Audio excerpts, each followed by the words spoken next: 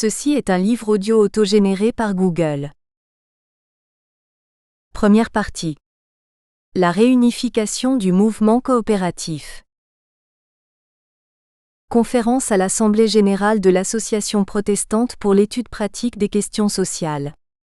Cette courte conférence, qui suit une présentation de la coopération anglaise faite par Fabre, lequel a notamment commenté quelques projections photographiques, permet d'abord de saisir que cette coopération anglaise reste pour Charles Gide la référence essentielle, l'exemple qui doit être suivi. Il peut alors regretter l'état de division du mouvement français, qui le prive de la réunion de toutes ses forces afin de gagner la place qui doit être la sienne. Messieurs, les admirables photographies qui viennent de passer sous vos yeux m'ont fait revivre les jours que j'avais passés il y a 2 ans à Manchester, quand je visitais les fabriques de la wholesale. Celle qui m'a laissé le souvenir le plus vif, c'est la fabrique de confiture de Middleton. Je vois encore ces jeunes filles presque ensevelies sous des montagnes de fraises qu'elles épluchaient de leurs mains diligentes, toutes souriantes, de temps en temps en croquant une, et je comparais par la pensée ce travail charmant qui donnait satisfaction à tous les sens à la fois, la vue, l'odorat et le goût, à celui de ces malheureuses femmes que l'industrie moderne condamne à vivre dans des milieux homicides, à manier des matières toxiques. Je vois les pots de confiture, d'énormes pots de grès blanc superposés en piles, en colonnes, à perte de vue comme dans une cathédrale gothique. On vendait 80 000 de ces pots par semaine. Vous me direz que la fabrication des confitures ne peut pas avoir de grandes conséquences sociales ? Pardon. On commence par les confitures, et on ne sait pas par quoi on finit. La société de consommation commence par faire des confitures, puis la pensée lui vient qu'au lieu d'acheter du sucre et des fruits aux marchands, il serait plus économique de produire elle-même son sucre et ses fruits, et la voilà qui songe à créer des raffineries et des vergers et des serres, ou pour aller chercher au loin les fruits exotiques comme les oranges, à avoir des bateaux. Et aussitôt fait.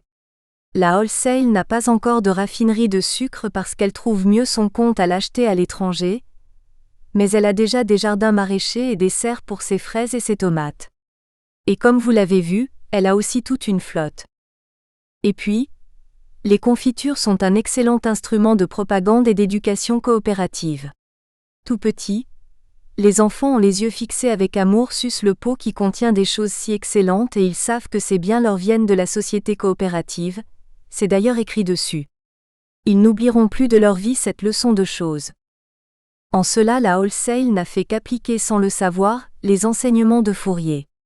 Il répète sans cesse dans ses livres que le pain est la nourriture qui caractérise les misérables sociétés civilisées actuelles, mais que la confiture est celle qui caractérisera la société future.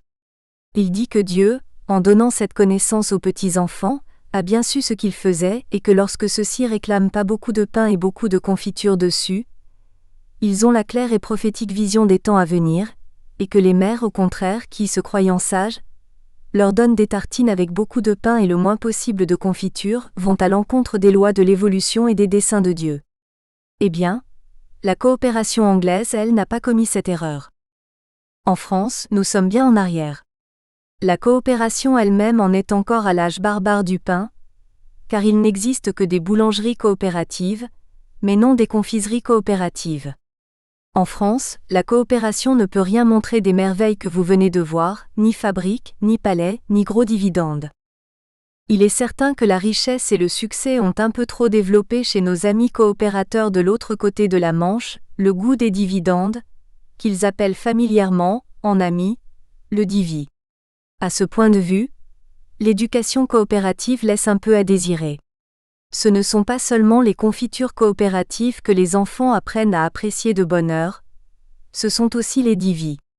On raconte qu'un enfant de coopérateur, qui avait déjà beaucoup de frères et de sœurs, un jour, en revenant de l'école, trouva une nouvelle petite sœur dans un berceau. Il s'informa naturellement d'où elle venait, et comme on lui donna l'explication traditionnelle et discrète qu'on avait été l'acheter chez le marchand. Ah, dit-il, quel dommage qu'on n'ait pas été l'acheter à la coopérative. On aurait eu un joli dividende dessus. Nous n'en sommes pas là en France. C'est peut-être un bien. La pauvreté a certains avantages, mais il ne faut pas en abuser. Nous en abusons.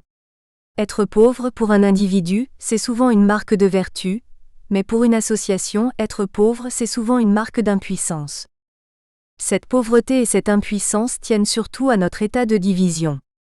Jamais nos sociétés coopératives françaises, nombreuses pourtant, n'ont réussi à s'entendre pour créer un magasin de gros comme ceux qui existent en Angleterre et dans tous les pays. Il existe bien une union coopérative, mais combien faible encore. Cependant, depuis une vingtaine d'années, il y a un certain progrès.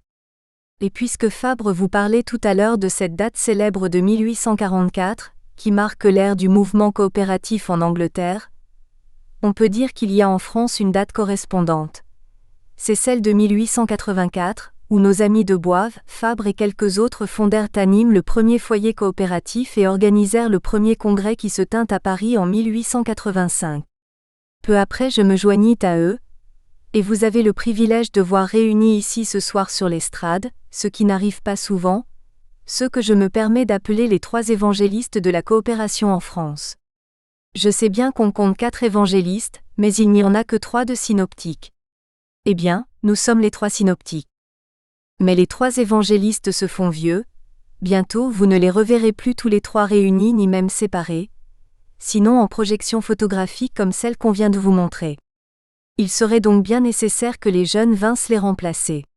Il ne manque pas de jeunes ici. Lequel d'entre eux se fera l'apôtre de la coopération dans cette grande ville de Nantes ? Il y a bien 5 ou 6 sociétés coopératives dans cette ville, mais je ne crois pas qu'elles soient représentées dans cette salle.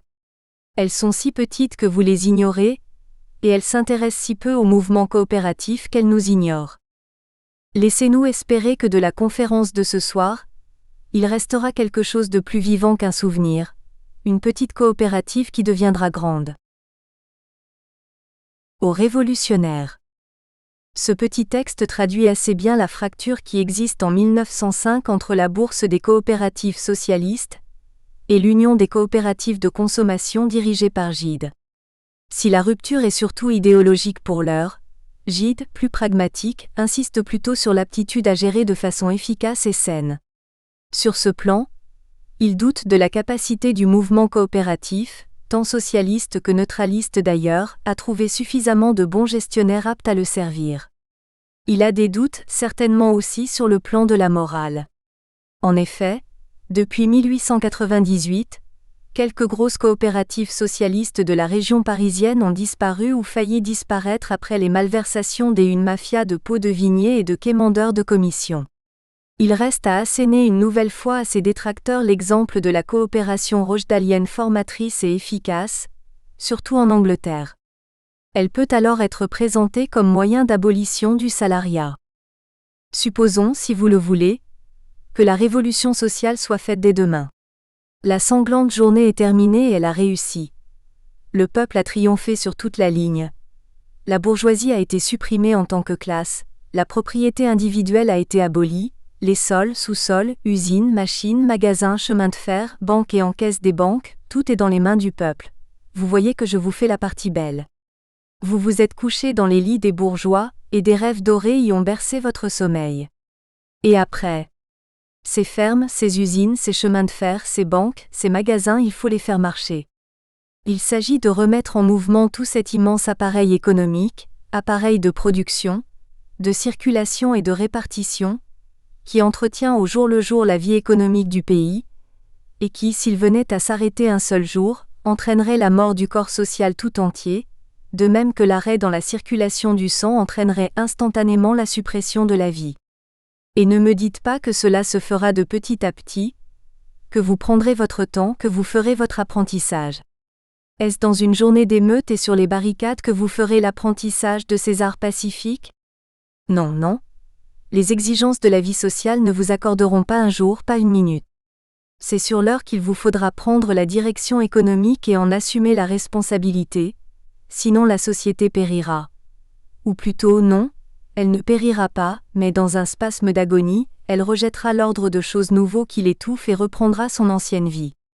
Rappelez-vous que, quel que soit le parti qui arrive au pouvoir, s'il n'est pas en mesure d'assurer sans interruption la continuation de la vie économique du pays, il est condamné. Les socialistes révolutionnaires peuvent être vainqueurs dans 100 batailles, Les légions ouvrières peuvent promener de capitale en capitale le drapeau rouge victorieux. Si elles ne sont pas en mesure de remplacer sur l'heure les propriétaires, capitalistes, entrepreneurs, commerçants, par des hommes tirés de leur propre sein, tout cela ne servira de rien et tout sera à recommencer. Et ce n'est pas moi qui parle de la sorte. C'est un des pères du nihilisme, Hertzen, qui écrivait « Quand bien même la poudre, il ne connaissait pas encore la dynamite, ferait sauter aujourd'hui ce vieux monde, on le verrait renaître de ses cendres, hélas, toujours bourgeois. » Eh bien, vous sentez-vous en état de remplacer ainsi, du jour au lendemain, la classe qui a exercé jusqu'à ce jour la direction économique ? Si vous me répondez oui, permettez-moi de penser que vous n'êtes pas modeste. Ne me dites pas en effet que pour la production et la fabrication des richesses vous en saurez autant que les patrons, puisque ces richesses c'est vous-même qui les produisez. Mais songez que la fabrication n'est aujourd'hui qu'un côté secondaire de l'entreprise. C'est la partie commerciale qui est la plus importante et qui seule décide du succès ou de la ruine.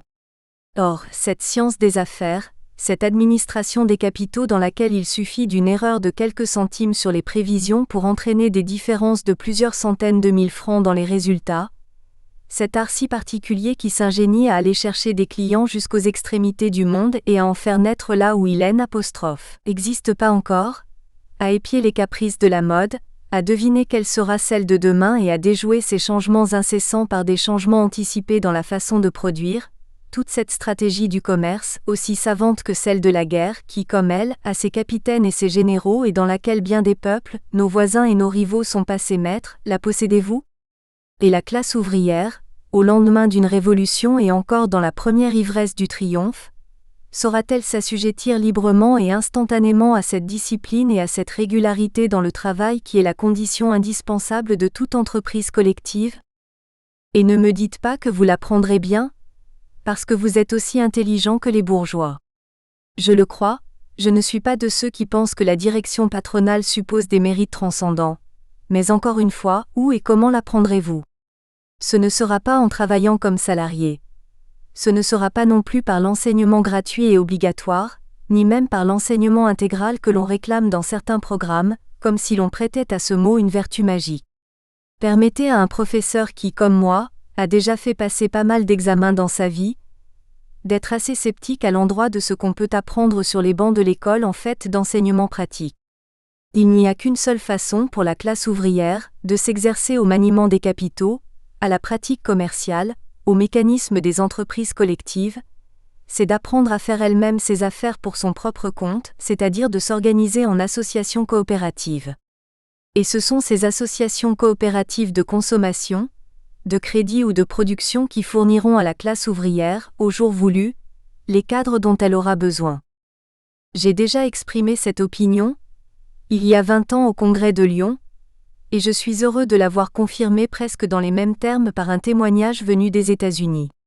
C'est une brochure publiée par le secrétaire du Bureau coopératif des Chevaliers du Travail, John Samuel. Il énumère les diverses raisons qui doivent déterminer un ouvrier à se faire coopérateur et il termine par celle-ci. Parce que, dit-il, c'est la seule voie que j'aperçoive par laquelle les travailleurs puissent s'élever à la position qu'ils peuvent et qu'ils doivent occuper. Parce que le magasin coopératif leur donnera avec le capital, l'habitude des affaires, leur apprendra le mécanisme de la grande production collective dans toutes ses parties, leur donnera les moyens exercer une action de propagande par des conférences, congrès, centres régionaux, leur donnera la puissance en leur apprenant en même temps à user de cette puissance pour leur plus grand avantage et pour le plus noble des desseins.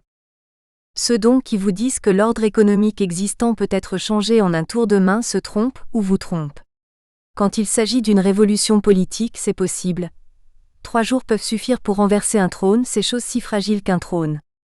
Mais quand il s'agit de remplacer l'organisme économique tout entier par un organisme nouveau, il y faut le travail d'une longue élaboration préalable, semblable à ce travail lent et silencieux qui fait surgir du sein de l'océan Pacifique, par une poussée invisible et ininterrompue, les îles de coraux, ou qui élève au fond d'un vase l'architecture mystérieuse des cristaux. À la condition toutefois qu'on ne trouble pas le liquide. Je me rappelle à cette occasion une conversation que j'eus un jour avec un des chefs du Parti socialiste. Il me parlait de la nécessité de la révolution. Je lui disais, « Vous croyez à l'évolution ?» Il y croyait en effet. C'est-à-dire vous croyez que la société ne peut se transformer que par le jeu des lois naturelles et que ces transformations sont toujours lentes et insensibles. Que de siècles n'a-t-il fallu pour passer de l'esclavage au servage et du servage au salariat? Comment pouvez-vous penser que la révolution sociale se fera en un jour? Il me répondit: l'évolution n'est nullement incompatible avec la révolution et la nature elle-même nous en donne l'exemple. Voyez le poussin dans l'œuf. Il se forme suivant les lois naturelles qui président à l'évolution de tout être vivant, mais un jour vient où, pour sortir de l'œuf, il doit briser à coups de bec la coquille qui lui sert de prison. C'est sa révolution à lui. Et de même la classe ouvrière, le jour où elle voudra s'émanciper définitivement et sortir à la lumière du soleil, devra briser par la force cette croûte épaisse de lois, de préjugés, de monopoles que le temps a formés autour d'elle et qui l'enferment dans une véritable prison. Ce sera là notre révolution à nous, et elle sera parfaitement conforme aux lois naturelles. Ce n'était pas mal répondu. Voulez-vous me permettre de vous dire ce que je lui répondis à mon tour? Sans doute le poussin pour éclore est forcé de faire sa petite révolution, comme vous l'appelez, mais il a soin de ne briser sa coquille que le jour où il est déjà tout formé, où il a plumes, bec et ongles. Aussi, à peine sorti de l'œuf, le voyez-vous qui va picorer comme père et mère. S'il cassait sa coquille quelques jours trop tôt, il mourrait. Or la question est justement de savoir si la classe ouvrière est en ce moment toute formée pour cette nouvelle vie, et pour ces conditions d'existence auxquelles elle aspire. Elle fera donc bien de ne casser la coquille que quand elle aura pris, elle aussi, plumes, bec et ongles. Et c'est la coopération qui les lui donnera justement, en lui donnant ses instruments de production et en lui apprenant à s'en servir.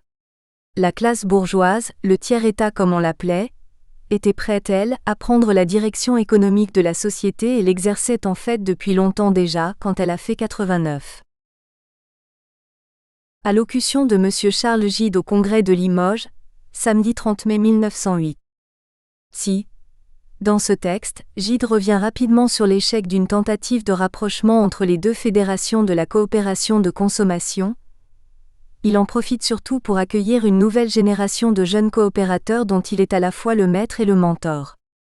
Volontaire, efficace, il s'implique complètement et forme des dirigeants compétents au sein de l'Union, avant plus tard, de le devenir dans une coopération réunifiée à laquelle il travaille déjà. Achille Daudet-Bancel, Alfred Nast, Georges et Maurice Alfassa, Bernard Lavergne sont de ceux-là. Il est à noter cependant que la Bourse socialiste des coopératives forme également de jeunes hommes de talent tels Henri Sellier, Marcel Mauss ou Ernest Poisson qui travailleront aussi de façon déterminante à la réunification. Nous reproduisons ci-dessous, d'après l'émancipation de Nîmes, les principaux passages de l'allocution prononcée par M. Gide, président du comité central, au banquet qui a clôturé le 12e congrès coopératif. Après avoir remercié l'Union de Limoges de sa réception, et après avoir exprimé le regret qu'un si petit nombre des 10 000 ouvriers de cette grande société fussent présents à ce banquet, et que la coopération de consommation n'ait pu obtenir même ce modeste résultat de procurer à tous ses membres assez d'aisance pour payer leur éco et venir fraterniser à une table commune, après avoir remercié les délégués anglais et M. de Boive, qui avait dû repartir avant la fin du congrès, et exprimer à propos de celui-ci un autre regret, que M. de Boive n'ait pas voulu présider l'une des séances et faire entendre sa voix, et que, plus modeste que Jeanne d'Arc, il ait pris pour règle en toutes circonstances d'être à la peine et jamais à l'honneur. M. Gide a parlé du projet d'entente avec les socialistes. Deux a fait remarquer que jamais il n'en avait été autant parlé, et des deux côtés, et du côté des coopérateurs étrangers, que depuis qu'il venait d'échouer, que d'ailleurs il n'y avait pas lieu de s'émouvoir de n'avoir pu signer un traité en forme authentique, un contrat de mariage devant notaire, puisque les réunions même de ce congrès avaient montré que les coopérateurs socialistes et nos amis faisaient très bon ménage. Je demande à nos collègues du magasin de gros et de la bourse, ici présents, ne se sentent-ils pas chez nous tout à fait comme chez eux? Nous les invitons à tous nos congrès, nous leur préparons de belles réceptions et de grands auditoires, comme avant-hier au Punch, comme hier à la conférence contradictoire de notre ami Nast, comme ce soir dans cette belle salle de banquet. Comme une mère fait pour sa fille, nous les menons dans le monde. Nous les invitons à exposer leurs idées, à raconter leurs succès et voire même nos défaits, et ils ne se font pas prier. Nous nous mettons au premier rang pour applaudir et disons à nos amis : écoutez comme il parle bien. C'est beaucoup plus que de la bonne entente, c'est de la fraternité il me semble. Fraternité de notre côté surtout, il est vrai. Elle est, comme nous disons dans la langue juridique, un peu unilatérale. Nos collègues socialistes conservent toujours en effet à notre égard une certaine réserve et même une défiance que le citoyen Béguin a caractérisée hier très nettement en disant qu'ils avaient bien sujet de se méfier des bourgeois. C'est vrai que nous sommes un peu trop de bourgeois dans le comité central, comme ici ce soir d'ailleurs. Et j'ai toujours regretté qu'il n'y eût pas un plus grand nombre de camarades ouvriers. Mais que pouvons-nous y faire ? Il faut nous excuser. Tout le monde ne peut pas naître ouvrier. Nous sommes nés ainsi, nous aurions pu naître nègres. Mais la question n'est pas là. La question est de savoir si les bourgeois qui sont au comité central et dans la coopération servent les intérêts de la classe bourgeoise contre la classe ouvrière. Eh bien, s'il en est encore parmi vous qui croient cela, je les engage à consulter les bourgeois eux-mêmes, les vrais bourgeois. Croyez-vous qu'ils nous aiment ? Ce sont eux qui, à bien plus juste titre que vous, pourraient nous montrer de la défiance et nous accuser de trahison, car par notre propagande, et sans avoir besoin de proclamer la lutte des classes, par le seul développement du principe coopératif, nous ruinons leurs privilèges de classe. Croyez-vous que nous soyons les organes des intérêts bourgeois quand nous enseignons, comme hier soir, par la bouche de notre collègue Nast, que le but de la coopération c'est l'abolition du profit ? Vous avez entendu monsieur Nast hier. D'autres jeunes gens de la classe bourgeoise, de nos collègues aussi, ont pris part à ce congrès. D'autres vont nous représenter la semaine prochaine au congrès coopératif anglais. Et d'autres encore viennent de publier ou préparent des livres sur le mouvement coopératif. On a dit ironiquement que le comité central n'était qu'une petite académie de jeunes intellectuels qui s'amusent aux questions sociales.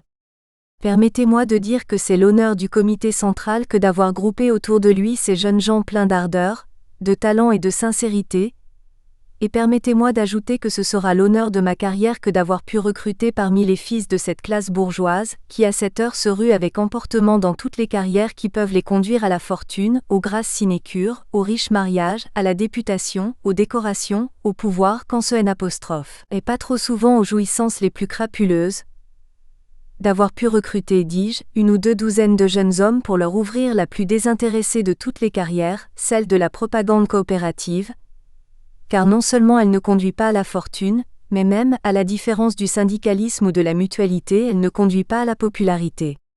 Ah, si c'eût été ce soir un congrès des syndicats ouvriers ou des sociétés de secours mutuels, nous aurions vu à cette table les représentants de la municipalité et du gouvernement, des conseillers généraux, des députés, et probablement même quelques ministres auraient présidé à ma place, mais comme il ne s'agit que d'un congrès de coopérateurs, il n'y a que nous. Eh bien, je suis heureux et fier de penser qu'il y a encore des jeunes hommes, parmi les bourgeois et les intellectuels, comme vous les appelez, pour répondre à l'appel qui leur est fait et entrer dans une voie où ils savent qu'ils ne trouveront ni profit, ni honneur, ni popularité, ni d'autre satisfaction que celle de pouvoir se dire au bout de la carrière qu'ils ont fidèlement servi le peuple et la justice. Monsieur Gide prie les camarades socialistes de ne pas se défier de ces mains de jeunes qui se tendent vers eux, ni de croire à quelque arrière-pensée de leur part. Il sait bien qu'on enseigne aujourd'hui dans la revue socialiste que le peuple n'a pas besoin du concours des bourgeois et des intellectuels, même bien intentionnés, qu'il doit les repousser et n'attendre son émancipation que de lui-même.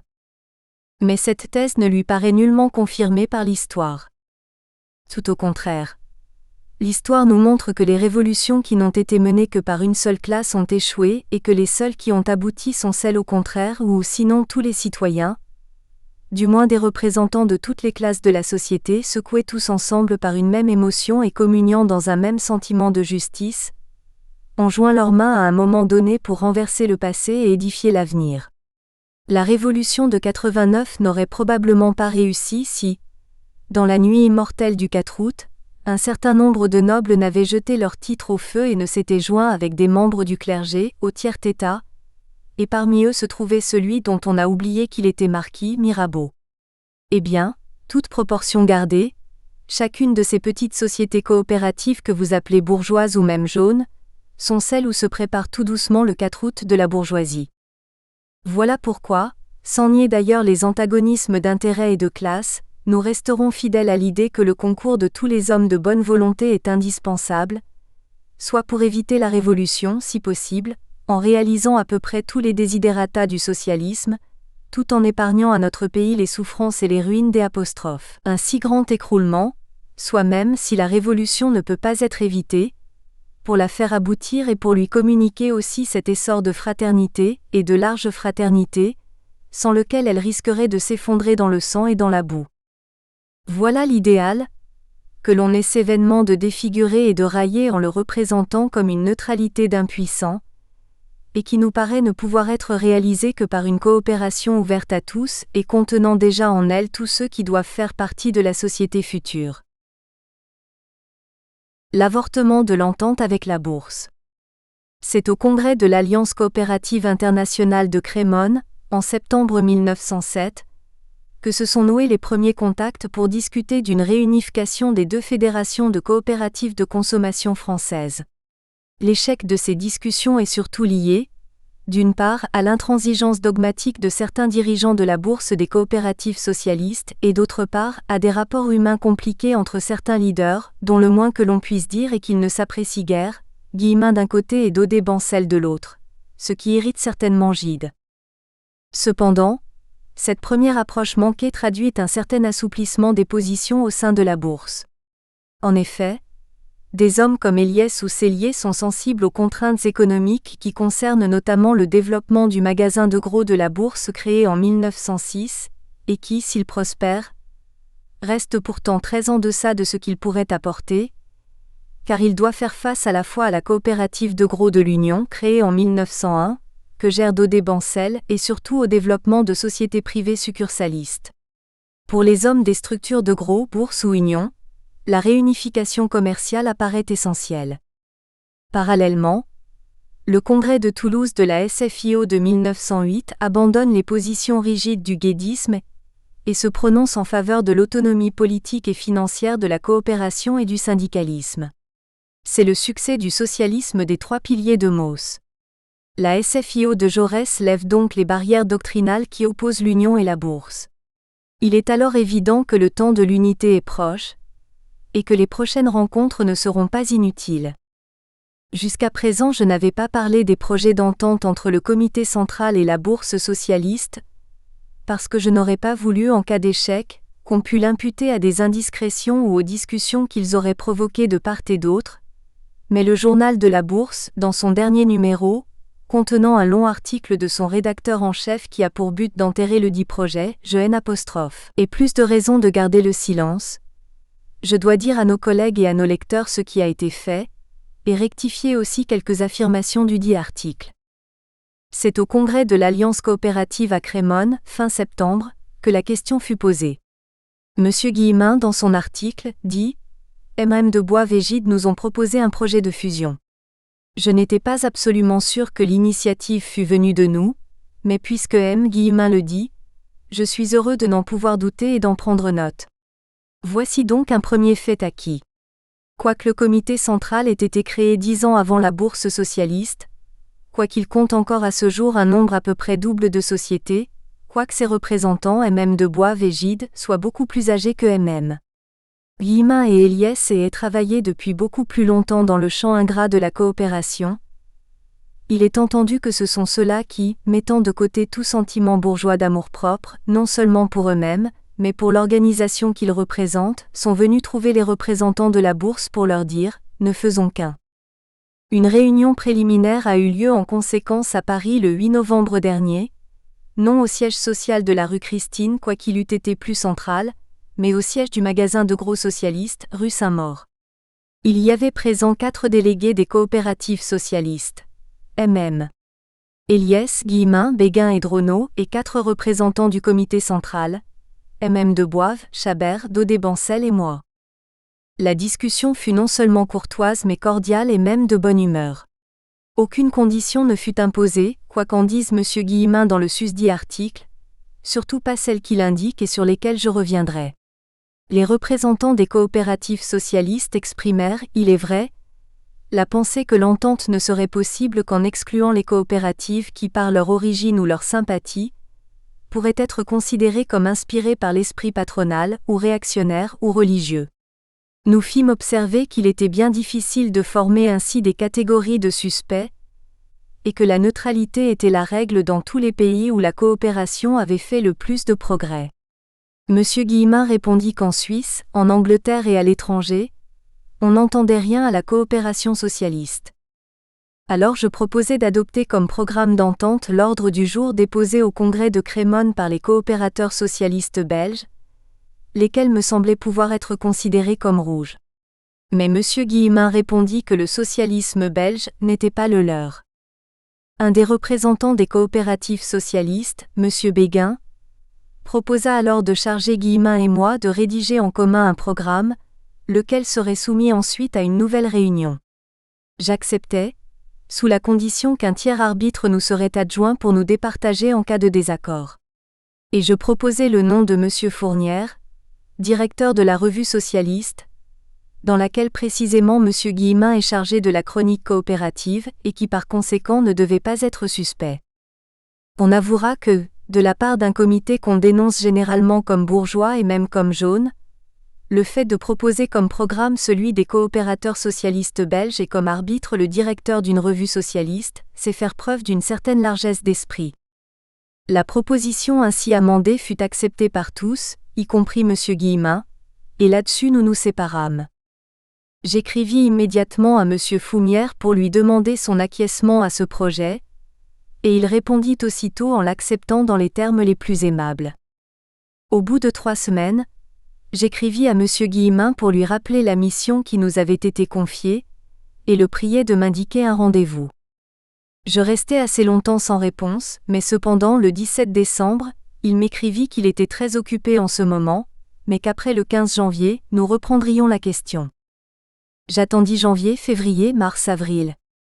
De temps à autre, quand je rencontrais M. Fournière, je m'excusais auprès de lui du rôle singulier que je lui faisais jouer, bien malgré moi. Le 13 mai, donc après 6 mois d'attente, j'ai reçu une réponse de M. Guillemin, non pour me donner le rendez-vous convenu, mais pour m'aviser qu'il avait soumis au conseil d'administration de la Bourse le projet d'union, et que le conseil avait décidé de s'en tenir au programme exposé dans la conférence faite par Guillemin à l'école socialiste. Pour comprendre ce que signifiait cet ordre du jour, je n'ai donc eu d'autre ressource que de rechercher la conférence de M. Guillemin qu'on voulait bien m'indiquer comme contenant le programme auquel nous devions nous conformer. Elle est un peu trop longue pour que je puisse la reproduire ici, mais pour aujourd'hui je me borne à citer le passage essentiel qui est court et clair et que voici.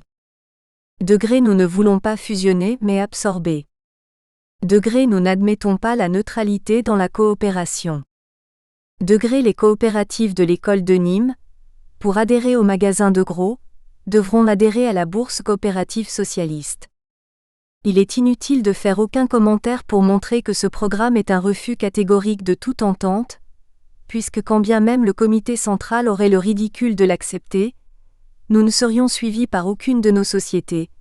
Elles n'accepteraient pas d'être cédées en bloc à la bourse, comme un troupeau de moutons qu'on mène au marché. Je réserve pour une autre fois de rechercher les motifs pour lesquels l'entente n'a pu se faire. Pour aujourd'hui, il suffit d'avoir exposé les faits, aussi brièvement et aussi exactement que possible, et d'avoir ainsi, vis-à-vis des coopérateurs français et étrangers, établi les responsabilités. Débat sur le collectivisme.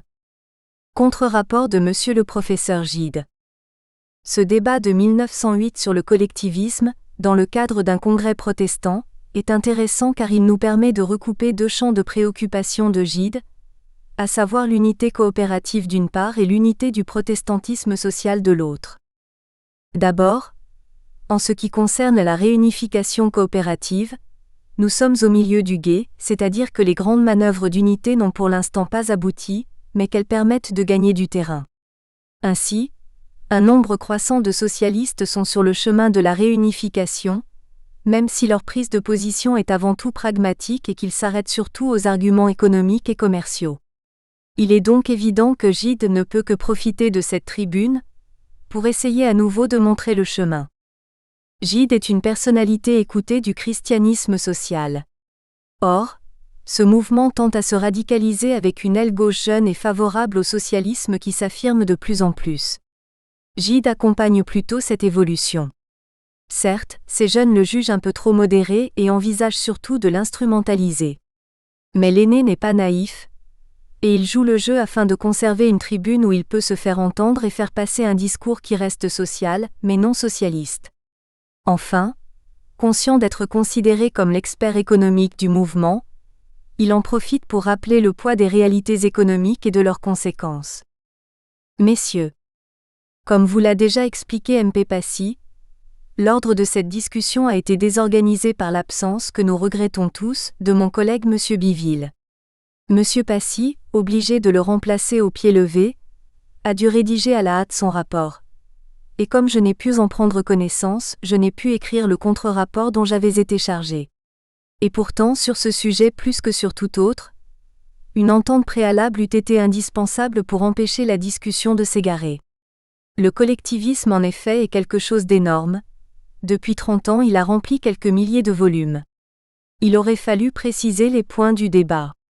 Aussi, je crains bien que cette discussion sur le collectivisme ne soit finalement que le triomphe de l'anarchie.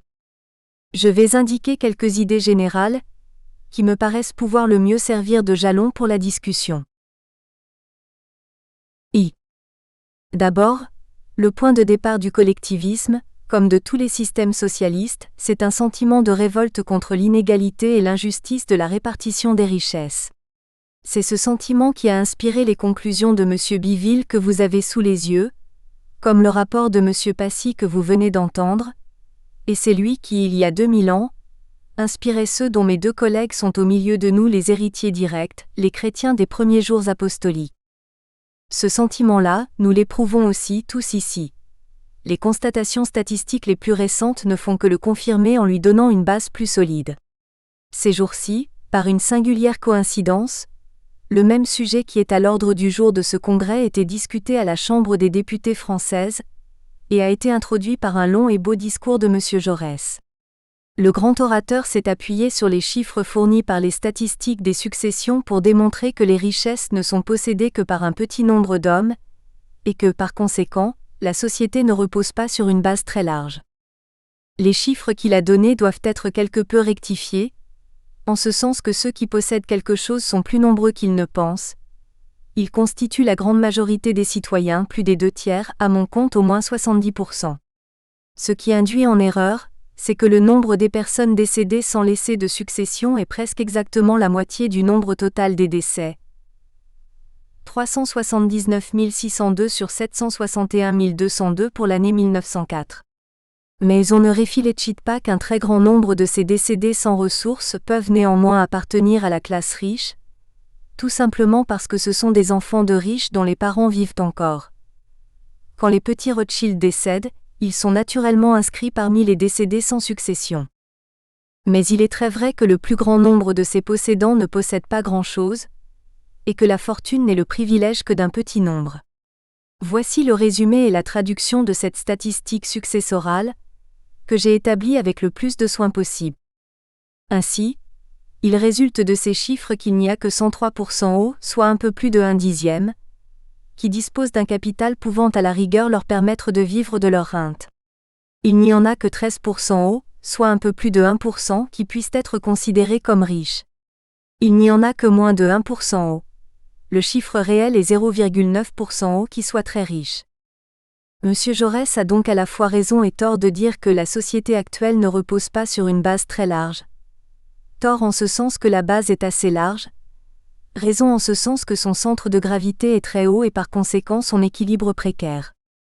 Mais cela accordé, qui d'ailleurs est une constatation bien vieille, cet état de choses est-il vraiment injuste ? Ceux qui détiennent ces richesses sont-ils nécessairement des voleurs, ou comme le dit M. Biville, simplement des parasites ? Ils le seraient si les milliards des classes possédantes étaient le produit du travail des salariés, et par conséquent étaient le butin prélevé sur elles. Telle est la thèse socialiste, fondée sur la doctrine marxiste que toute valeur est le produit du travail et est proportionnelle à ce travail. Mais cela, avec la presque unanimité des économistes les plus récents, nous le nions absolument.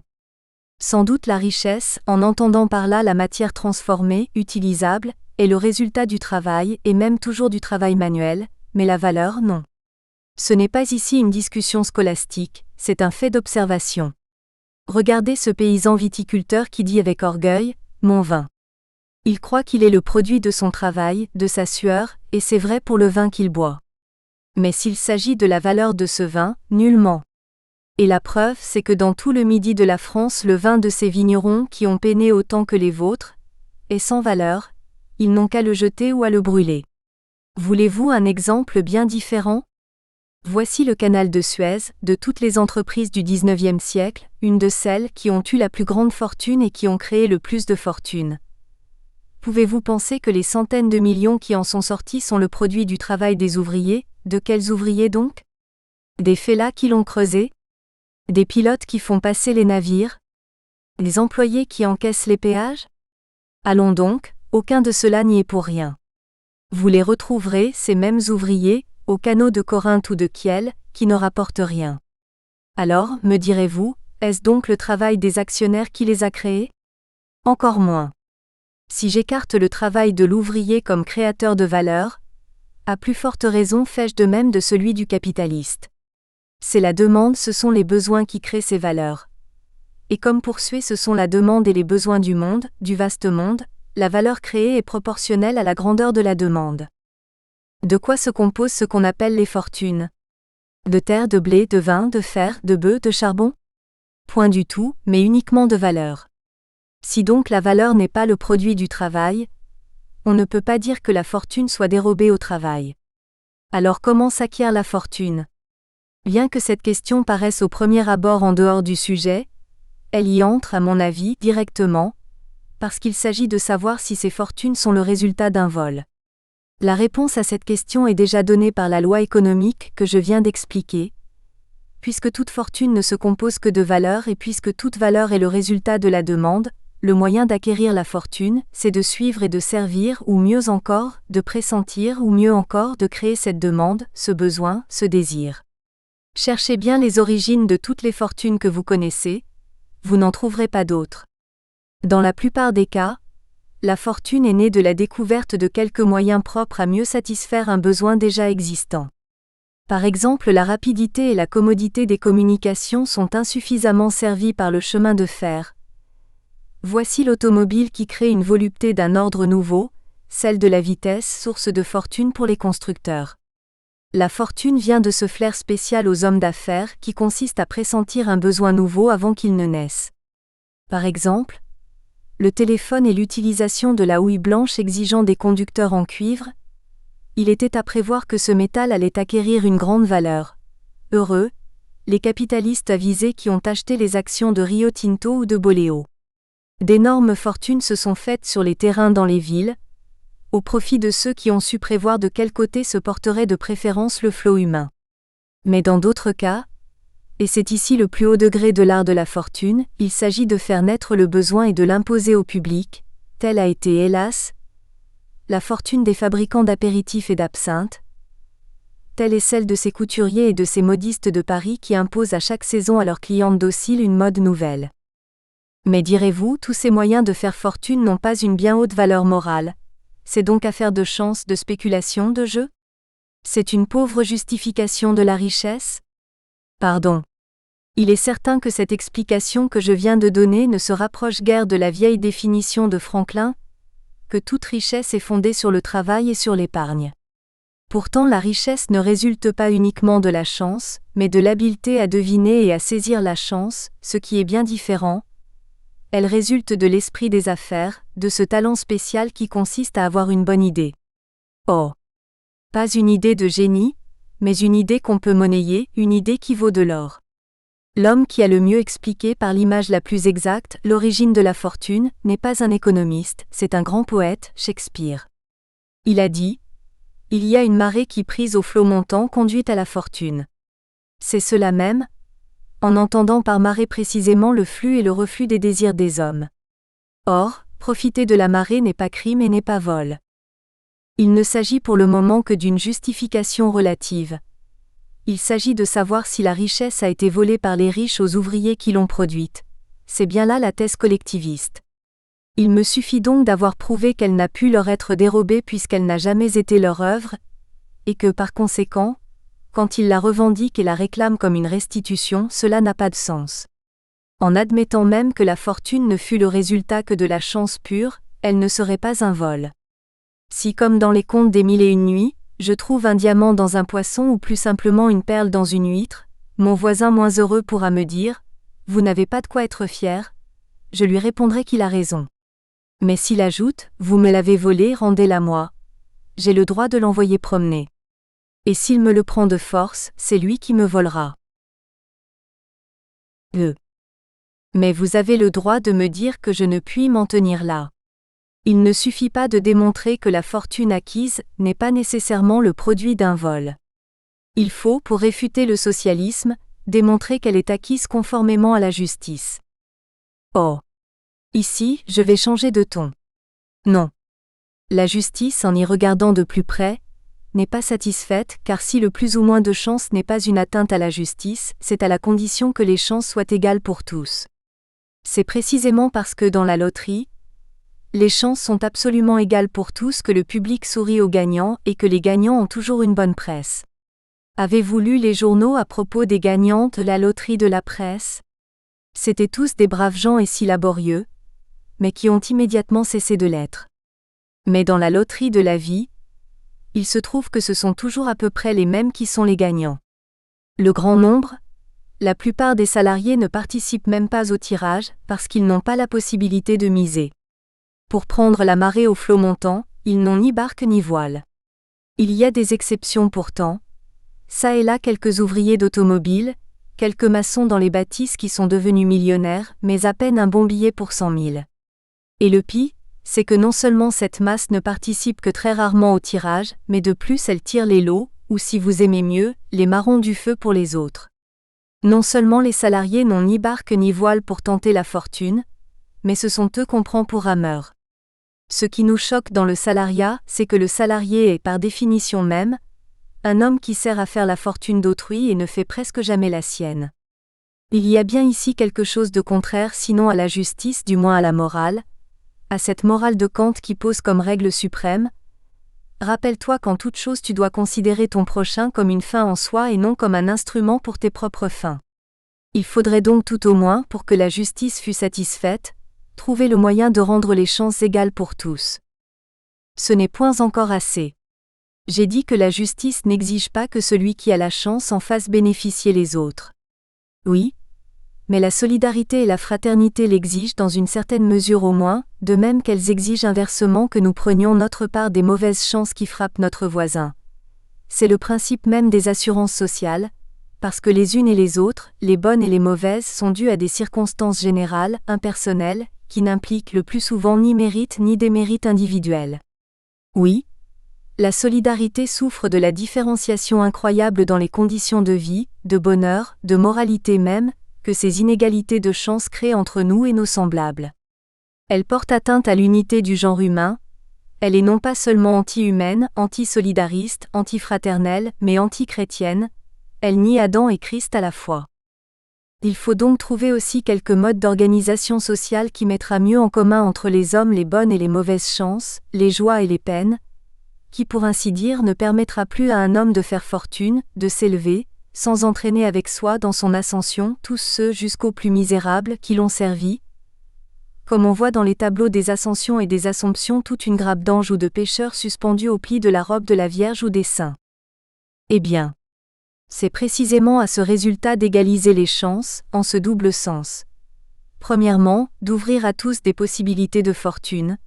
Secondement, de faire bénéficier tous des bonnes chances échues aux privilégiés, que tente toute l'économie sociale, toute la législation ouvrière, tous les systèmes d'assurance sociale et surtout tout ce système d'organisation sociale que nous appelons l'association mutuelle ou coopérative, car la définition la plus simple qu'on puisse donner de ces deux grandes formes de solidarité, est de dire qu'il y a mutualité toutes les fois que les hommes se réunissent pour lutter ensemble contre la mauvaise chance, et qu'il y a coopération toutes les fois qu'ils se réunissent pour tenter ensemble les bonnes chances. 3. Abordons maintenant de plus près ce système collectiviste autour duquel jusqu'à présent, nous n'avons fait que tourner. Disons tout d'abord que nous ne sommes pas de ceux que le système collectiviste épouvante comme une vision d'apocalypse. Nous savons qu'il n'est pas si terrible qu'il en a l'air. Et bien plus, nous savons parfaitement qu'il y a une part de collectivisme qui se réalisera forcément et qui est déjà réalisée. Par exemple, celle dont nous parlait hier au soir mon collègue, M. Millot, et d'autres encore. Il ne s'agit pas de savoir si le collectivisme sera ou ne sera pas. Il sera sûrement, il est déjà. Il s'agit seulement de savoir s'il est destiné à envahir toute la société, à éliminer toutes les autres formes de propriété et d'entreprise, ou s'il s'arrêtera à certaines limites. Quelle est la part en un mot qui lui sera dévolue dans l'organisation future de la société? C'est donc une question de degré. Pour nous, nous nous estimerons satisfaits, quelque grande que soit la part du collectivisme, pourvu qu'il laisse à toutes les autres formes d'entreprise et de propriété la possibilité d'exister et la liberté de lutter contre lui. Nous ne nions pas que la forme collective ne puisse être dans bien des cas supérieure à la forme individuelle. Ce que nous nions, c'est qu'elle soit nécessairement supérieure. M. Millot nous a démontré que la municipalisation des forces motrices et d'autres services à Genève avait donné d'excellents résultats pour la ville, pour les contribuables, pour les consommateurs et pour les employés. Je m'en réjouis très sincèrement. Mais il sait bien que l'on pourrait citer ici des exemples d'un succès encore plus éclatant. La construction des navires cuirassés dans les arsenaux de l'État en France, par exemple, donne des résultats lamentables pour tous. Pour les contribuables qui les paient un tiers plus cher qu'en Angleterre ou en Allemagne, pour les consommateurs, si tant est qu'on puisse parler ici de consommation, si ce sont les ennemis destinés à recevoir les obus, ils seront les seuls à se réjouir de ce système, et même pour les ouvriers et employés qui, s'ils ne font rien, sont en revanche très mal payés.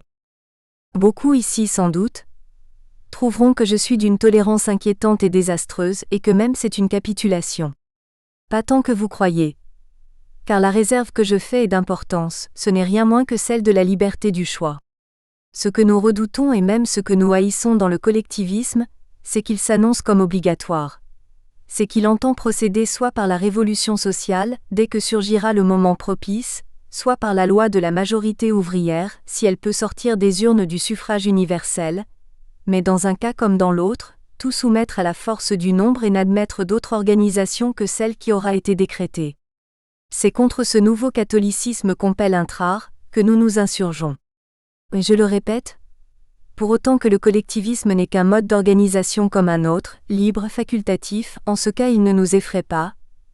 Il ne pourra prévaloir, s'il doit prévaloir, que ce soit par ses vertus propres et par la contagion de l'exemple. Et d'ailleurs le collectivisme, tant qu'il sera libre et facultatif, ressemblera beaucoup à ce que nous appelons le coopératisme, tellement qu'il ne sera pas très facile de les distinguer. Étant donc entendu que la principale de nos critiques ne visera que le collectivisme envahissant, généralisé, obligatoire, voici quel est le principal des griefs ou des appréhensions que nous formulons contre lui. C'est qu'il n'enlève leur part de prospérité et de bonheur à ceux qui possèdent déjà ces biens, sans la donner à ceux qui ne les possèdent pas, ou du moins en ne leur en donnant qu'une si faible part qu'il n'y aura pas de compensation entre la somme de bonheur supprimée d'une part et la somme de bonheur conférée d'autre part. Tout compte fait, il y aura perte, grande perte. Comment est-ce possible, s'écrient les collectivistes, puisque nos futurs expropriés ne seront qu'une poignée, 221 000, a dit M. Jaurès, tandis que ceux qui sont appelés à bénéficier de leur expropriation seront tout le reste de la nation, 39 millions d'hommes? Au contraire donc, si nous mettons dans un des plateaux de la balance la part de 221 000 dépossédés et dans l'autre le gain des 39 millions, le gain total l'emporte infiniment, presque 200 fois sur la perte. Mais ce calcul est absolument faux. Le nombre de propriétaires et de producteurs indépendants, paysans, artisans, boutiquiers, est énorme en France. Il constitue même, sans nulle contestation possible, la majorité, environ 70%, comme je viens de le dire tout à l'heure. Je sais bien que les collectivistes répondent, mais nous ne toucherons pas aux petits, à tous ceux dont la propriété, terre ou capital, est mise en œuvre par leur travail personnel. Nous n'exproprierons que les gros, ceux dont la propriété, terre ou capital, est mise en œuvre par le travail d'autrui, par des salariés, et sert à procurer à leurs possesseurs des profits, des intérêts, des rentes. Or ceux-là sont la petite minorité. Si cette distinction devait être respectée, je la considérerais comme précieuse, car elle marquerait précisément cette limite que je souhaitais tout à l'heure à l'envahissement du collectivisme. Tout le domaine de la petite propriété et de la petite industrie serait ainsi un lieu d'asile pour la production individuelle et libre. Mais je crois que sans suspecter la sincérité du collectivisme, il ne faut pas trop se fier à cette limite. Elle ne sera pas facile à respecter dans la pratique, et nous avons bien des raisons de croire que même pour les petits, l'expropriation ne sera que différée. La petite propriété du paysan et de l'artisan ne sera qu'un joujou, que les collectivistes consentiront à laisser à ce grand enfant qui est le peuple, mais qu'ils comptent bien lui voir abandonné du jour où son éducation socialiste sera parachevée. En tout cas, en admettant qu'on ne supprime que les gros pour laisser intacts les petits, toujours est-il qu'il sera défendu aux petits de devenir jamais gros, cela est hors de doute. Or cela leur sera très désagréable. L'espoir de la fortune est une lumière qui, si petite soit-elle, ne s'éteint jamais dans le cœur de l'homme et qui brille, inextinguible, même dans les plus noires ténèbres de la misère. Je viens de dire, il est vrai, que les salariés n'ont pas beaucoup de chances de devenir riches. Ceux qui prennent des billets de loterie non plus n'ont guère de chances de gagner. Ils ne seraient pourtant pas contents si on leur enlevait cette chance. Quand, sous Charles X, une loi supprima les loteries, ce fut une irritation générale chez les petites gens. Il disait : la loi veut donc nous défendre de devenir riches. Eh bien, le collectivisme, ce ne sera pas seulement la suppression des riches, ce qui sera très désagréable aux riches, ce sera la défense faite à tout le monde de devenir riche, ce qui sera fort désagréable aux pauvres. Alors où seront les heureux ? Ce n'est pas seulement au point de vue de la propriété, c'est au point de vue de l'indépendance que le collectivisme nous apparaît comme un destructeur de joie. Je sais bien qu'ici encore les collectivistes protestent. Comment ? Mais ce que nous voulons, c'est au contraire l'indépendance, l'émancipation, la libération de tous ceux qui peinent sous le joug du capital, et l'expropriation des possédants n'a pour nous pas d'autre but. Vous le voulez, je n'en doute pas, mais le moyen que vous employez est à notre avis le pire de tous, il va directement à l'encontre de votre but. Ici, même résultat que celui que j'indiquais tout à l'heure. Vous supprimez l'indépendance pour ceux qui la possèdent déjà, patrons, rentiers, producteurs autonomes, sans la donner à ceux qui ne la possèdent pas encore. Le collectivisme, ce n'est pas l'abolition, mais l'universalisation du salariat. Il ne le supprimera nullement pour ceux qui sont encore sous ce régime, mais il y plongera tous ceux qui en sont déjà sortis. Qu'est-ce en effet, que le salarié par définition, sinon celui qui, ne possédant pas de capital, est obligé de gagner sa vie en travaillant? Qu'est-ce qui caractérise la condition du salarié, sinon le fait de travailler pour le compte d'autrui et sur l'ordre d'autrui, en échange d'une rémunération plus ou moins proportionnelle à son travail? Or, ne sera-ce pas là la condition imposée à tous les hommes du jour où, nul ne pouvant posséder un instrument de production, chacun sera obligé de travailler pour le compte de la société sur les ordres de celle-ci pour tel but que celle-ci indiquera et sera payé au prorata des heures de travail qu'il aura fournies? Si ce n'est pas là le régime du salariat, de quel nom alors l'appeler ? Nous dénions donc au collectivisme le droit de dire qu'il veut l'abolition du salariat, car prétendre réaliser à la fois l'abolition de la propriété et l'abolition du salariat est contradictoire. L'une des deux solutions exclut l'autre. Quiconque n'est pas propriétaire est nécessairement salarié. Et inversement, si l'on veut que quelqu'un ne soit plus salarié, le seul moyen est de lui fournir un capital. C'est à cette condition seulement qu'il sera dispensé de se mettre au service d'autrui. Que peuvent répondre à cela les collectivistes ? Ils assurent que les citoyens de la future société collectiviste ne seront point des salariés. D'abord, parce qu'ils ne seront point au service d'un patron, d'un individu, d'un maître, mais au service de la société, de la nation, c'est-à-dire qu'ils seront leurs propres maîtres, puisque la nation se compose de tous les citoyens souverains. Ensuite parce qu'ils toucheront l'intégralité du produit de leur travail, non pas sans doute les produits eux-mêmes, dont ils ne sauraient que faire d'ailleurs, mais leur équivalent. Toutes les valeurs qu'ils auront produites leur seront restituées par la société au prorata de leur travail. En somme donc, ils seront dans la même situation que les ouvriers qui ont constitué les sociétés coopératives de production, ou au pis aller, dans la même situation que ceux qui travaillent dans les magasins et les fabriques des sociétés coopératives de consommation que nous préconisons, mon ami Monsieur de Boive et moi. Pourtant nous ne les considérons point comme des salariés, et même par le titre de notre journal L'Émancipation, nous affirmons l'intention de les émanciper. Or, en quoi la condition des ouvriers employés par les sociétés coopératives de production et surtout de consommation différera-t-elle de celle des ouvriers au service de la société collectiviste ? L'argument est un coup droit dont je reconnais la force. Cependant, je crois qu'on peut le parer. Il y a entre les sociétés coopératives et la société collectiviste, avec une majuscule, certaines différences. D'abord, c'est que les premières sont le résultat d'un libre contrat, tandis que la seconde sera imposée par la majorité à tous, bon gré mal gré. C'est là, si j'ose dire, une nuance qui a sa valeur. Autre chose est d'être au service d'une société que j'ai voulue, que j'ai créée, que j'ai tout au moins choisie. Autre chose est d'être au service de la nation qui m'enrôle par voie de conscription. Dans le premier cas, je puis dire que je suis mon propre maître. Dans le second cas, si je le dis, je n'en penserai pas un mot, car à ce compte il faudrait dire que, même actuellement, l'ouvrier des arsenaux ou le facteur des postes est son propre maître.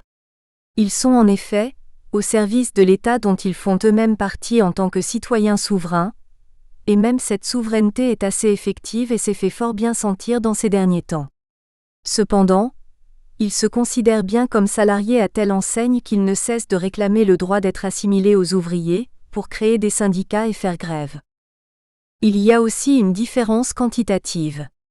Autre chose est de faire partie d'une association de quelques centaines, voire même de quelques milliers de membres. Autre chose est d'être membre d'une société de 40 millions d'hommes. Dans le premier cas, on peut dire jusqu'à un certain point que ce que je fais pour l'association, je le fais aussi pour moi. Je bénéficie de ce que je fais de bien et je pâtis de ce que je fais de mal. Dans le second cas, l'intérêt individuel ne se retrouve plus dans l'intérêt collectif qu'à dose homéopathique. Il y est totalement dissous, noyé, et cette noyade n'est pas sans conséquence. Je m'arrête. Je ne suis point ici pour exposer le coopératisme ni pour le défendre. M. Biville, dans ses conclusions, et M. Passy, dans son rapport, ont essayé de m'entraîner sur ce terrain. Ils nous demandent « Que proposez-vous, vous » Le coopératisme est impuissant. Mais je n'accepte point ce terrain de discussion. Il s'agit aujourd'hui du collectivisme, non du coopératisme. Puisque vous dites que les coopérateurs se contentent de rafistoler tant bien que mal les institutions existantes et, comme vous le disiez tout à l'heure pittoresquement, verser du vin nouveau dans de vieilles outres, veuillez remarquer que si le vin est bon, c'est l'important, eh bien, c'est à vous, qui nous apportez un plan de régénération sociale et des outres neuves, à nous démontrer que ce que vous nous offrez vaut beaucoup mieux que ce que nous avons. À mon avis, cette preuve n'a jamais été donnée. Discussion. Monsieur Charles Guild. Cette discussion pourrait durer des semaines et des mois. Le terrain est illimité. C'est pour cela que j'exprime de rechef le regret que le point à discuter n'ait pas été à l'avance mieux précisé. Quoique M. Bugner ait jeté quelques pierres dans mon jardin en disant que la question de la valeur n'intéressait pas le Congrès, je lui répondrai qu'il a parfaitement raison et que le véritable point à traiter ici, c'était de savoir si le collectivisme et le christianisme étaient incompatibles, ou si au contraire ils étaient solidaires. Le pasteur américain Héron, aujourd'hui professeur, a dit en termes formels ce que j'ai sous les yeux. Quiconque ne rejette pas la propriété privée rejette Christ. Ou si enfin ils étaient parfaitement dépendants l'un de l'autre. Je n'hésite pas à croire pour mon compte que c'est la troisième solution qui est la bonne. Je crois qu'on peut être fervent collectiviste et excellent chrétien et aussi qu'on peut être anti-collectiviste, et non moins excellent chrétien. Mais la question n'a pas été ainsi posée. Je décline donc toute responsabilité. Notre président m'a dit « On exposera le collectivisme, vous le critiquerez. » Et j'ai ainsi fait. Mais j'ai passé dans ma vie beaucoup plus d'heures à critiquer les vices du régime économique actuel que ceux du collectivisme, d'autant plus que ceux-là sont présents, tandis que ceux-ci sont encore heureusement futurs et éventuels. Je répète ce que je disais hier, c'est que nous ne refusons nullement une place au collectivisme dans la société nouvelle, toute celle que la force des choses lui permettra de prendre, et d'ailleurs comment pourrions-nous la lui refuser ? Mais on peut l'accepter de plus ou moins bonne grâce, pourvu qu'il nous laisse la nôtre. Monsieur Millot nous promettait bien de nous laisser quelques îlots au milieu de l'océan collectiviste. Îlots. Cela ne me sourit pas beaucoup, car cela éveille l'idée de l'île du diable et de la relégation, mais enfin va pour quelques îlots, pourvu que l'on ne nous empêche pas d'en sortir, d'ouvrir nos voiles à tous les vents et peut-être de reconquérir la terre le jour où, après avoir goûté du collectivisme, elle préférera autre chose. Je répète encore que nous sentons aussi vivement que les collectivistes les misères et les souffrances de nos sociétés, et s'il m'était démontré que ces souffrances et ces misères sont indissolublement liées à l'existence de la propriété privée, je crierais « Vive le collectivisme !» mais cela n'est nullement démontré, et j'admettrais assez volontiers que le collectivisme, vous allez voir que je lui fais la partie belle, aurait pour effet de supprimer la misère. Mais supprimer la misère n'est qu'un but négatif, si j'ose dire. Le but de l'évolution humaine et du progrès est plus haut, c'est de porter au maximum l'individualité humaine, peut-être avec ses peines et ses souffrances. Si le collectivisme a cette vertu, en ce cas je n'ai pas de parti pris et je crierai « Vive le collectivisme !» Mais je ne suis pas persuadé. En somme, que veut le collectivisme ? Uniquement, au dire de ses chefs, supprimer tous les prélèvements parasitaires exercés sur le travail. Eh bien, mais cela nous le voulons aussi, c'est sur le moyen seulement que nous différons. Les collectivistes estiment que le seul moyen pour atteindre ce but, c'est la socialisation des moyens de production. Nous estimons, nous, qu'il n'est pas du tout démontré que ce moyen soit le mieux approprié à la fin qu'on poursuit. Rien ne prouve qu'une fois tous les capitaux socialisés, il n'y aura plus de parasites. Peut-être bien qu'il y en aura tout autant, quoique différents. Chacun touchera, sur le revenu total de la société, une part équivalent au produit de son travail. Mais qui établira ce revenu total, et qui calculera le pourcentage qui revient à chacun ? Ce seront des comités. Il faut bien penser que sous le régime collectiviste, tout devra se faire par des comités, or les comités sont des nids à parasites. Il suffit de voir les gaspillages et la dilapidation qui sont commis chaque fois qu'il y a dans les souscriptions nationales ou les loteries, des commissions chargées de distribuer les secours, alors même que ces commissions ne se composent que d'honnêtes gens. Qu'on pense aussi combien toute propriété collective est mise au pillage, et considérée comme la proie du premier occupant, à commencer par les porte-plumes qu'on vole dans tous les bureaux de poste. Représentez-vous les 25 milliards du revenu total de la France répartis entre tous les Français, au prorata du nombre d'heures de travail qu'ils auront fournies, et dites si c'est sérieusement que l'on peut soutenir que tous les prélèvements parasitaires seront éliminés. Le collectivisme ne saurait donc avoir la prétention d'être le seul remède possible au parasitisme. Il y en a d'autres, aucun probablement radical, mais beaucoup valent sans doute au moins autant que le collectivisme. Parmi eux, vous m'en voudriez certainement si j'omettais de mentionner la coopération. La coopération aussi offre un moyen d'éliminer les parasites, pas d'une façon infaillible hélas, puisque c'est aussi un régime de comité et puisque même dans ses conseils d'administration les pots de vin les plus bourgeois ont bien su s'introduire, mais enfin, en principe tout au moins, elle les supprime tout aussi bien que les collectivistes, puisque dans ces sociétés tous les profits sont répartis entre les sociétaires au prorata du travail ou de la consommation de chacun. Supposez ce système généralisé, alors, si les profits ont disparu, il en résultera bien que les prélèvements parasitaires sur le travail auront disparu ? Et du moins la liberté aura été sauve. À cela, les collectivistes et mon collègue M. Biville répondent que jamais les sociétés coopératives ne seront assez puissantes pour transformer l'ordre économique actuel, que jamais elles ne réussiront à procurer à la classe ouvrière les capitaux nécessaires pour éliminer les capitalistes et les parasites. C'est possible. Nous ne sommes pas prophètes, mais les collectivistes non plus. Et à nous en tenir au présent, nous pouvons dire ceci. Voici une centaine de milliers de sociétés coopératives, quelques dizaines de millions de coopérateurs, quelques milliards de capitaux déjà accumulés, quelques entreprises fondées qui sont parmi les meilleures du monde. Elle a fait disparaître l'usure de pays entiers. Elle a fait éclore des cités-jardins. Elle n'a rien pris à personne et elle a donné à beaucoup. Elle n'a brandi la foudre sur aucun des palais des riches, mais elle a fait descendre ce rayon d'or qui s'appelle l'espérance dans de millions de pauvres demeures, et tout cela en 60 ans moins d'une vie d'homme. À ceux qui nous diront « Vous êtes impuissants », nous répondrons « Voilà nos œuvres. Et vous, collectivistes, où sont les vôtres? L'abeille de Passy et l'école de Nîmes.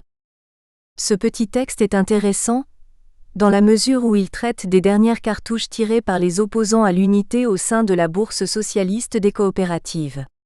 En effet, le 14 juillet 1911, au Congrès de Calais, les coopératives de la Bourse donnent mandat à leurs dirigeants pour entamer le processus de réunification.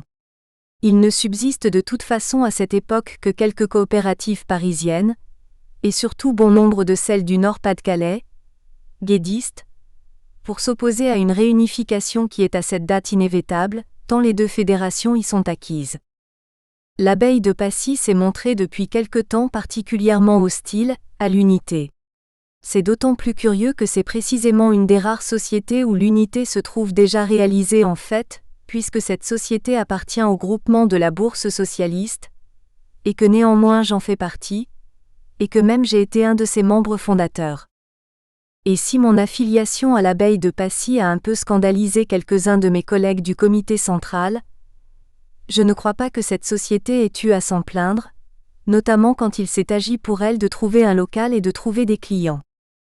Néanmoins, il va sans dire que ses administrateurs ont parfaitement le droit de se déclarer contre l'unité et même de traiter de mercantilistes et de blagueurs, ceux de l'Union coopérative, dont le président se trouve être leur collègue.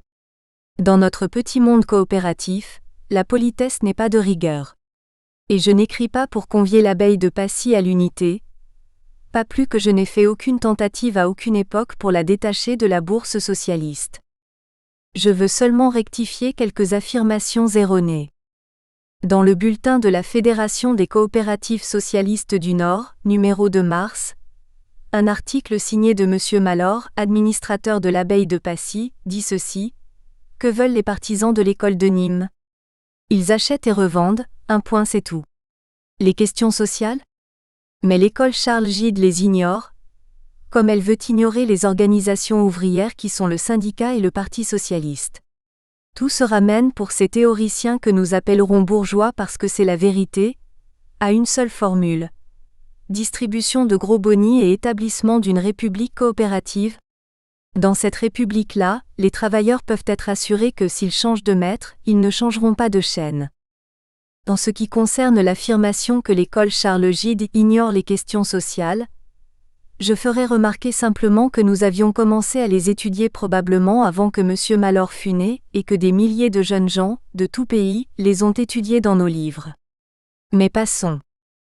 En ce qui concerne l'affirmation que l'école de Nîmes n'a d'autre préoccupation que d'acheter et de revendre et de distribuer les plus gros bonis possibles, il suffit d'ouvrir n'importe laquelle de nos publications, de nos conférences, de nos almanachs, de nos déclarations, des ordres du jour votés dans nos 12 congrès pour y lire précisément le contraire. L'école de Nîmes et l'Union coopérative n'ont cessé, depuis 25 ans, de dénoncer le mercantilisme, d'assigner pour but à la coopération l'abolition du profit capitaliste, et dans la pratique de recommander de réduire la répartition individuelle des profits au minimum, à ce minimum compatible avec le degré d'éducation des coopérateurs et au-dessous duquel ceux-ci déserteraient. Faut-il donner des citations comme preuve? À quoi bon? Tout le monde sait cela, excepté M. Malor. Pourtant ces publications se trouvent dans la bibliothèque de l'abeille. S'il ne les a pas lues, que penser de sa compétence? Et s'il les a lues, que penser de sa bonne foi? Il est vrai que les exhortations du comité central n'ont pas souvent été écoutées, et que le plus grand nombre de sociétés adhérentes ont conservé la répartition individuelle. Mais est-ce sa faute? Peut-il réglementer la distribution des bonis dans les sociétés? Et l'abeille de Passy, elle, a-t-elle supprimé la répartition individuelle? Elle donne 20% à la propagande et à la solidarité, 5% aux employés, 10% à la réserve légale, ce qui ne compte pas puisqu'elle est obligatoire, et elle répartit 65% aux sociétaires. Eh bien, la société fille de l'école de Nîmes qui porte le même nom que celle de Passy, l'abeille de Nîmes, prélève, en dehors de la réserve légale, 30% pour la constitution d'un fonds collectif, 2,5% pour l'éducation et 10% pour ses employés. Alors, de quel droit l'abeille de Passy fait-elle la leçon à l'abeille de Nîmes? Un dernier mot. Dans la motion présentée par l'abeille de Passy contre l'unité, même journal, je lis ceci. Considérant que l'établissement d'une république sociale par la suppression du salariat est l'idéal vers lequel tendent tous les efforts prolétariens, qu'il y a contradiction absolue entre les conceptions de la coopération socialiste et de la coopération neutre, celle de l'école de Nîmes, etc. Or, lors d'un de nos premiers congrès, celui de Lyon en 1887, ce n'est pas d'hier, chargé du discours d'ouverture, j'ai pris précisément pour thèse l'abolition du salariat et essayé de démontrer que la coopération pourrait y réussir mieux que le syndicalisme. J'y déclarais en propres termes que le but de la coopération c'était l'émancipation de la classe ouvrière par la transformation du salariat. Nous espérons que vous avez apprécié cet aperçu. Pour continuer à écouter ce livre audio sur Google Play Livres, utilisez le lien dans la description de la vidéo.